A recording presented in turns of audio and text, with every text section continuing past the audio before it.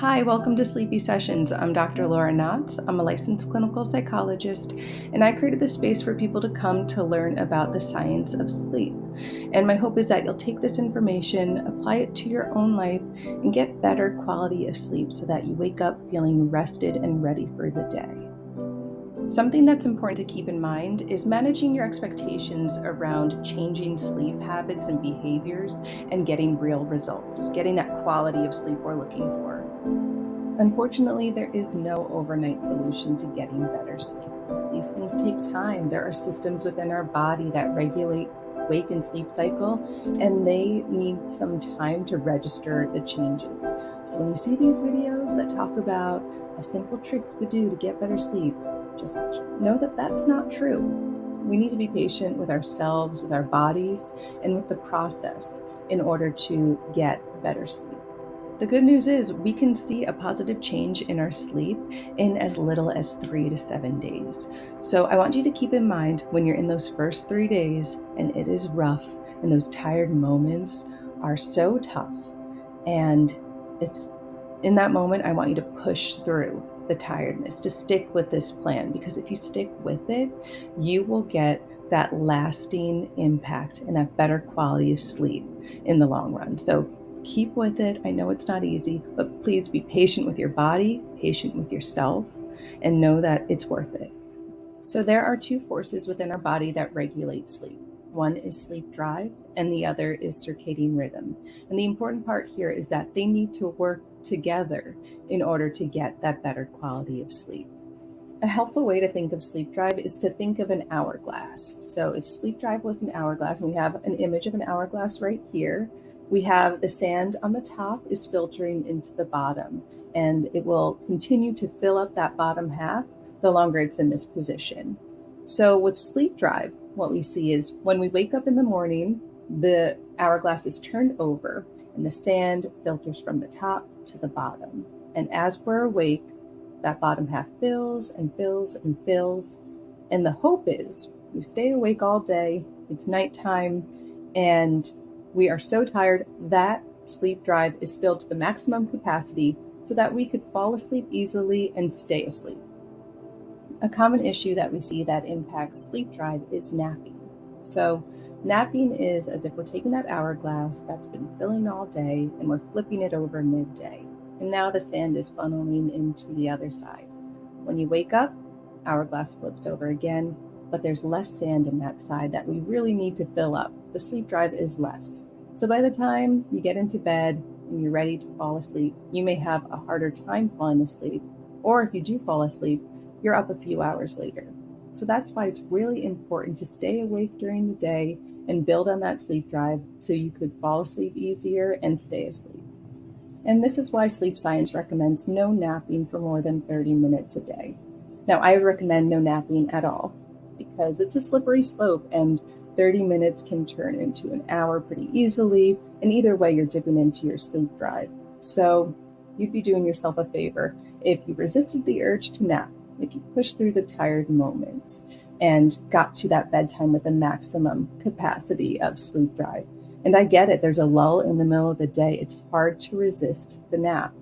But what I want you to do is, and this is what I do, in those moments when you're so sleepy midday, rather than really sitting into the feeling and thinking, oh my God, I'm so tired, I just want to go to sleep, I want to take a nap, instead reframe that feeling and that thought and think to yourself, oh my God, I'm so tired. This is really going to work out for me at bedtime. I am building on my sleep drive.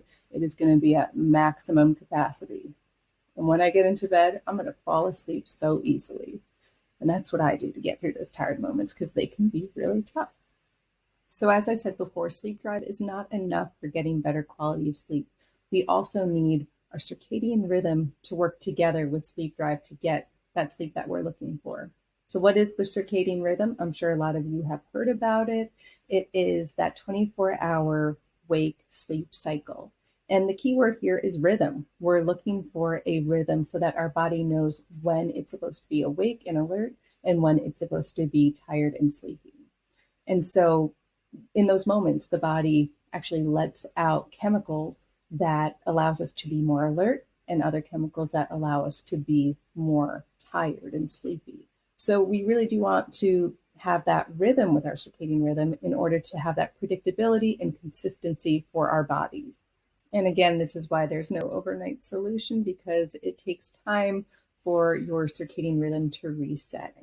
Now, what we really need in order to set our circadian rhythm is to have a consistent wake time. So we're waking up at around the same time each day, and that's going to anchor our body's wake and sleep cycle. When determining what your wake time and bedtime should be, something you need to consider is if you are an early bird or a night owl. Are you awake and alert and productive mostly at nighttime? Then going to bed at 10 p.m. is not appropriate for you. And also, it's going to be very frustrating. It's going to work against your natural cycle. So, there's not one bedtime or wake time that is the right time. So, we really need to let go of that belief that a lot of people have of I should be awake at 8 a.m. That doesn't always work out if you're a night owl. I know that there are lifestyle and job requirements to consider because you may have to be awake at that time, and that is tricky. But if you do have that anchored wake time and it's consistent every day, it will be easier to reset your circadian rhythm. But again, there is no one perfect wake time or bedtime. We really want to figure out what works for you so that bedtime is not a frustrating experience. We have some common experiences that show the power of our circadian rhythm. One is waking up on a Monday morning can be so tough because our weekend rhythm was off. We stayed up a little later, we maybe slept in a bit more, we napped. So Monday's going to feel hard to get back into that rhythm that we're supposed to be in for our job or whatever the case is of why you have to wake up early on a Monday. So there's that. Another common experience is jet lag. So I'm in New York, and if I go to California, my body's not going to automatically reset to that time.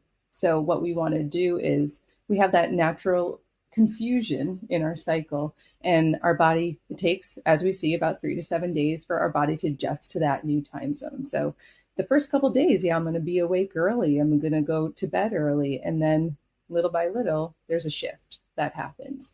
So consider that, if you're going to a different time zone, you're not expecting your body to just adjust right away. Similarly, when we're trying this new circadian rhythm, we're resetting it, it's going to be different and confused, and it's going to take time. So again, being patient with ourselves. Another example that we can use to look at the power of the circadian rhythm is in night shift workers. So people who work a few night shifts a week, on the days off, it could be very confusing for the body to know, am I alert? Am I supposed to be sleeping? And this is very challenging. And the only advice I could really give is to find any sort of rhythm in your wake and sleep cycle, whatever that may work for you. And also accepting the fact that this is not going to be easy and it's a very difficult part of a night shift job. So here are the main points we talked about today. We need to build on our sleep drive over the time that we're awake, get it as high as it can be, maximum capacity, avoid taking naps that take away from that sleep drive, have a consistent 24-hour rhythm to our wake and sleep cycle so our body knows when it's supposed to be awake, it knows when it's supposed to be asleep, it can predict that, and have these forces work together so that we get the best sleep we can, so that we fall asleep easily and we stay asleep. When we feel tired during the day, we want to take that moment, take that feeling, and reframe it as this is going to work out for me at bedtime. I'm going to be so tired, I'll be able to fall asleep and stay asleep. Also, we want to determine if we are an early bird or a night owl and set our wake time and our bedtime according to what works for us and our lifestyle, considering obligations like work and parenting within that. But we do want that consistency and that predictability for our bodies to know when to be awake and when to be asleep. And that's it for our first session. Thank you so much for watching. I hope that you learned something today that you could bring into your own life and get that better quality of sleep that you're looking for. If you're interested, feel free to check out my other videos. I have guided meditations, relaxation exercises, and other videos on the science of sleep. So see if those are helpful to you as well.